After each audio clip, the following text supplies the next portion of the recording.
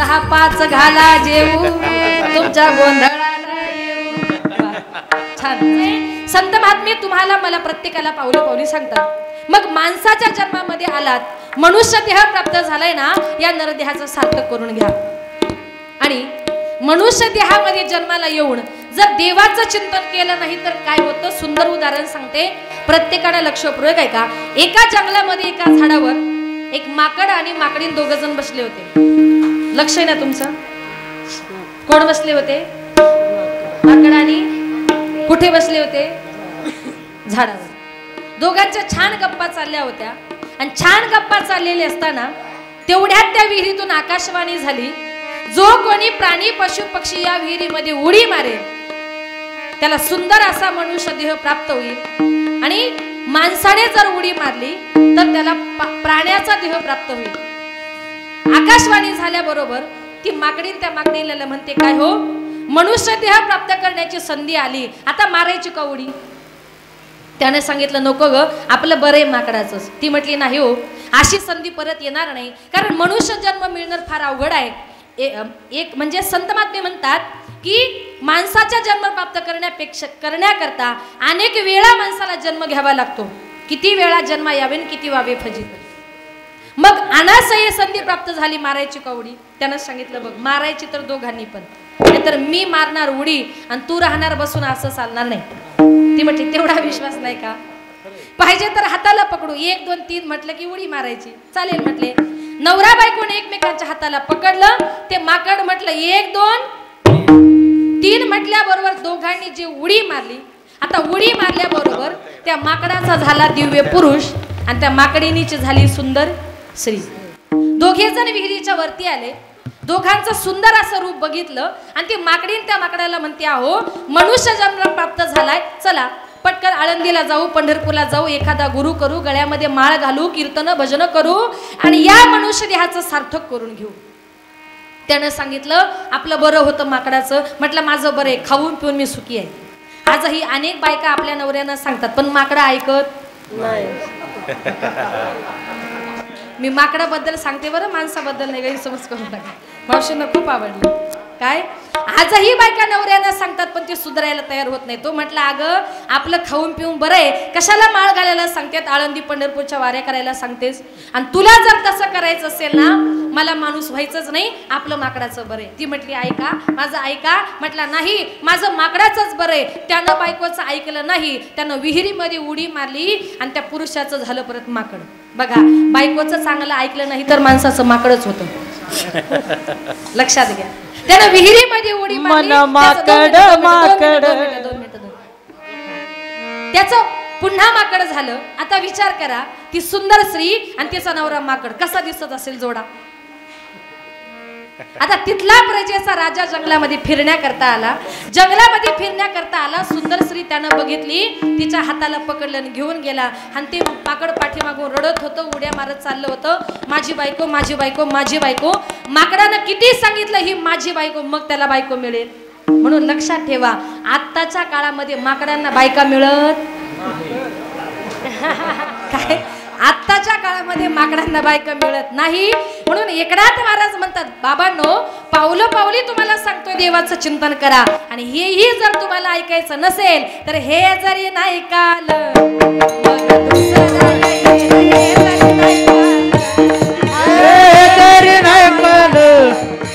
दुसरा येईल तरी नाही काल.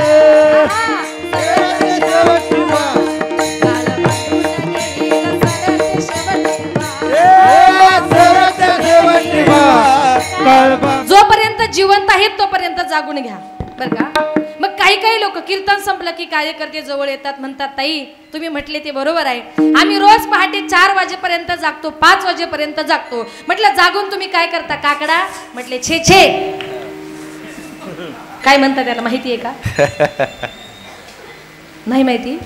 सज्जन हात वाटतं तुमच्याकडे, खेळत नाही वाटतं पत्ते. त्या जागण्याला अर्थ नाही. प्रपंचातले जागणे म्हणजे परमार्थातले झोपणे होय, आणि परमार्थातले जागणे हेच खऱ्या अर्थाने जागणे. म्हणून माझे नाथ बाबा सावध करतात, आता जागा रे भाई,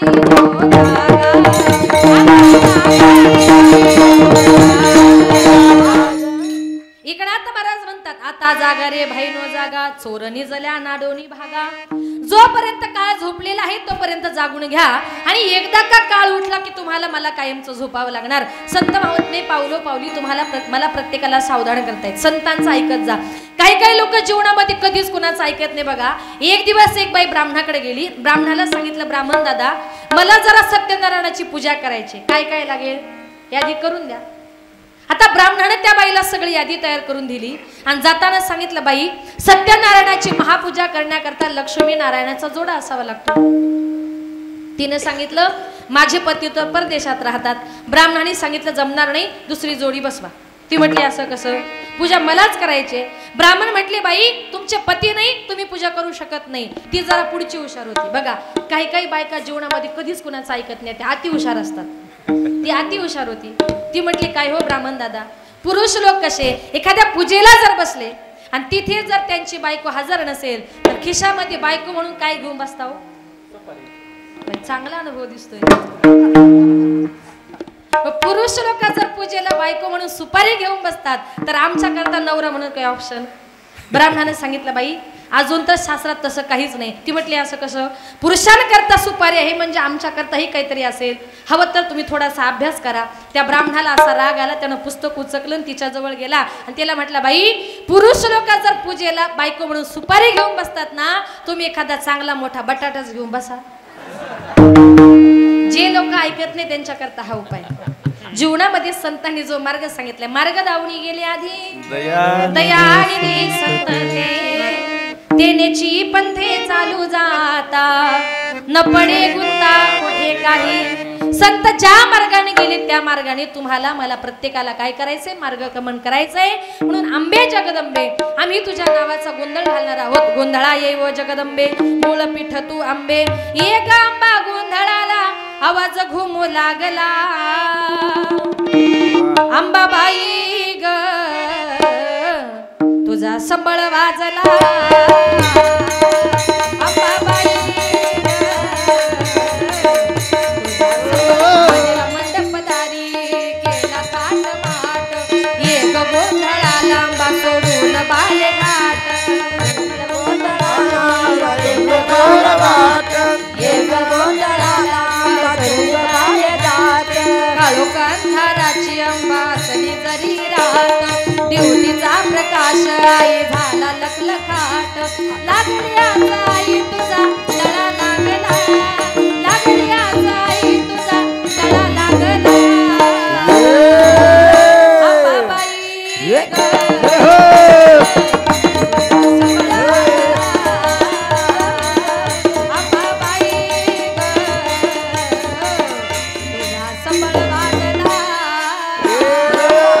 अंबाबाई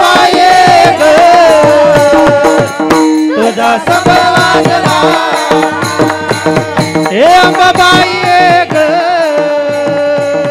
तुझा संबळ वाजला.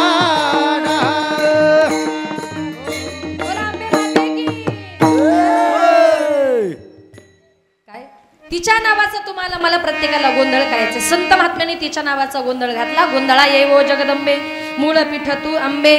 मग नाथबाबांना काही साधकांनी प्रश्न केला की महाराज कीर्तन सुरू झाल्यापासून तुम्ही म्हणताय तिच्या नावाचा जागर करा, तिच्या नावाचा गोंधळ करा, तुम्ही आम्हाला आग्रह करताय, तुम्ही तरी तिचं चिंतन केलं का?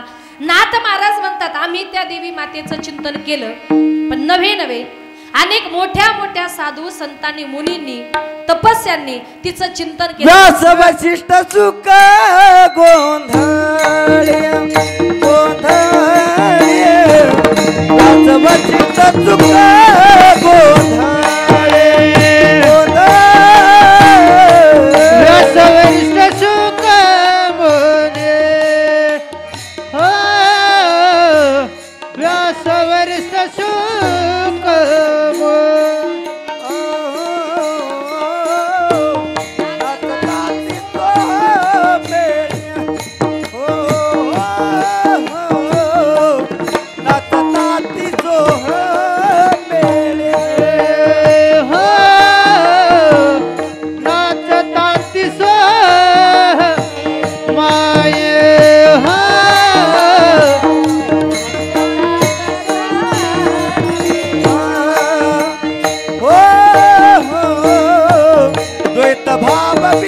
विसरून द्वैत भाव विसरून व्यास वसिष्ठ शुक गोंधळी नाचता ती सोहम मेळी द्वैत भाव विसरुनी बळी खेळती आंबे तुझे गोंधळी. माझे नाथ बाबा म्हणतात तुझ्या नावाचा गोंधळ व्यासांनी घातला. व्यासांनी भक्ती पुराणाची रचना केली, वसिष्ठांनी घातला आणि शुकाचार्यांनी घातला. या मोठ्या मोठ्या साधू महात्म्यांनी संत महात्म्यांनी तुझ्या नावाचा गोंधळ घातला, मग आम्ही का घालू नये? आम्ही देखील तिच्या नावाचा गोंधळ घातला. व्यासांनी भक्ती पुराणाची रचना केली, व्यासांच्या जीवनातला कायमचा गोंधळ संपला. वसिष्ठ मुनी हे रघुकुलाचे गुरु, प्रभू रामचंद्रांचं दर्शन झाल्यानंतर त्यांच्या जीवनातला कायमचा गोंधळ संपला. आणि तिसरा भक्त म्हणजे महर्षी शुकाचार्यांचं वर्णन केले की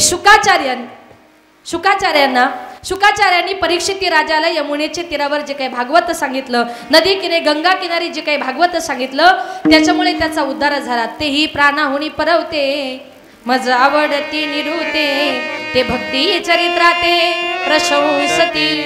अनेकांनी तुझ्या नावाचा गोंधळ घातला, तर नाथ बाबा म्हणतात आम्हाला देखील तुझ्या नावाचा गोंधळ घालायचा आहे.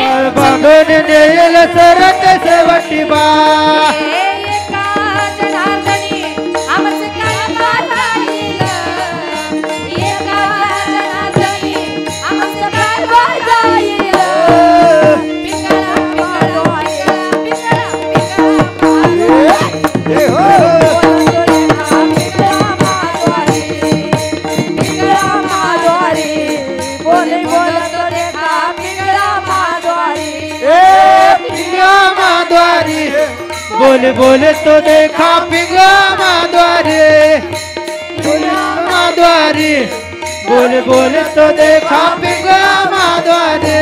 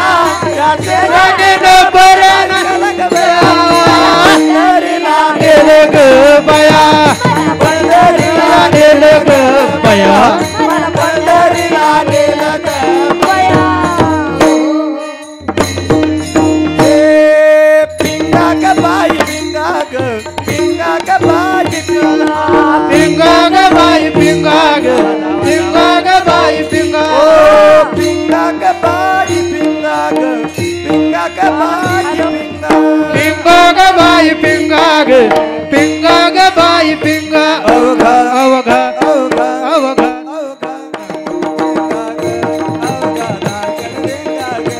अवघा धांगड पिंगा ग अवघा डांगड धिंगा ग अवघा डांगड धिंगा ग अवघा डांगड धिंगा ग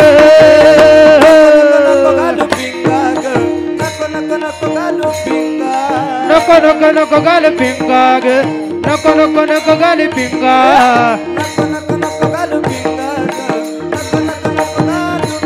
ए नको नको नको गाल पिंगा नको नको नको गाल पिंगा